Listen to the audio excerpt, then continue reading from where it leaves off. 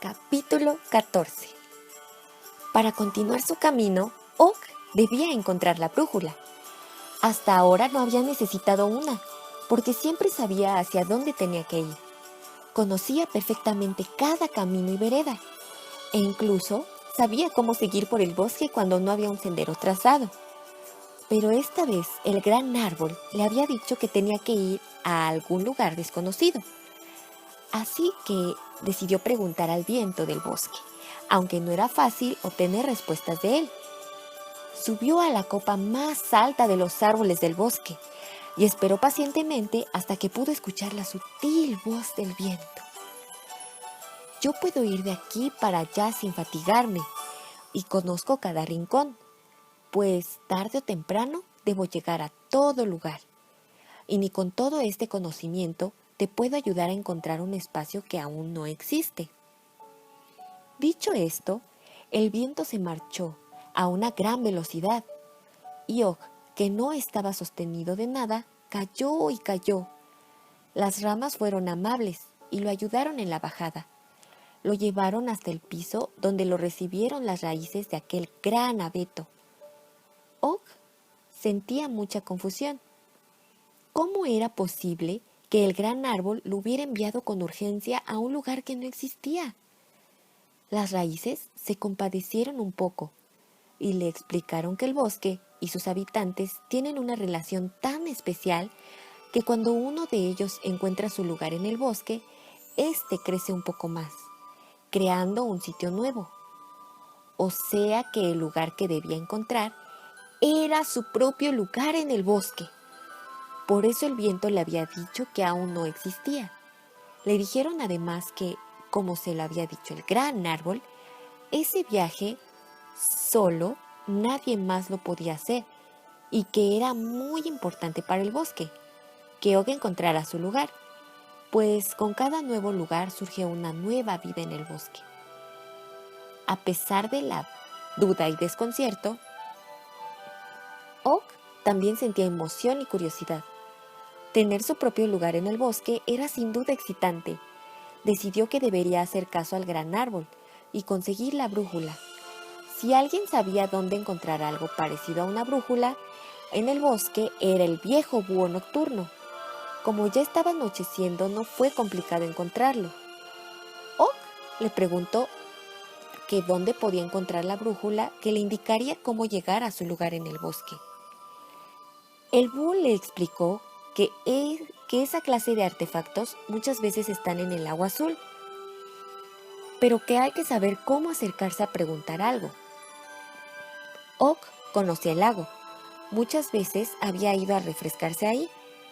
Otras había nadado en él, así que no le parecía complejo ir a preguntarle. Se puso en camino y no tardó mucho en llegar.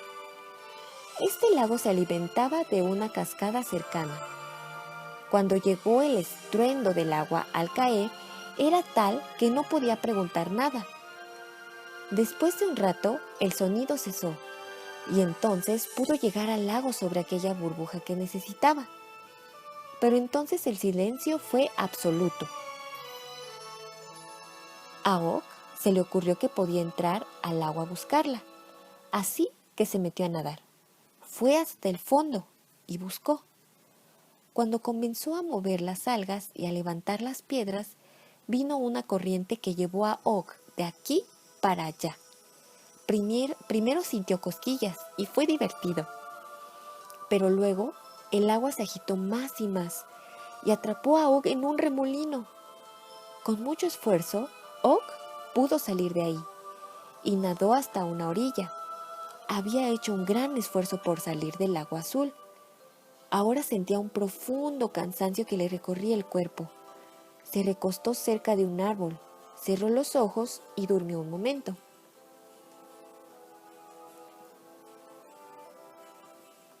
Mientras estaba dormido, podía oír unas gotas que brincaban en el lago, entre el sueño y el sonido.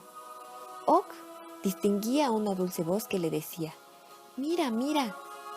Og se levantó y miró el lago, que estaba en majestuosa calma, tan tranquilo que no parecía agua contenida, sino una plana y hermosa superficie que reflejaba todo alrededor.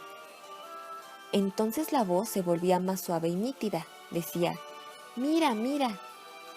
Oak se asomó al lago tratando de descubrir de dónde venía la voz, y cuando se acercó lo suficiente, vio en el agua algo que brillaba como una luz resplandeciente.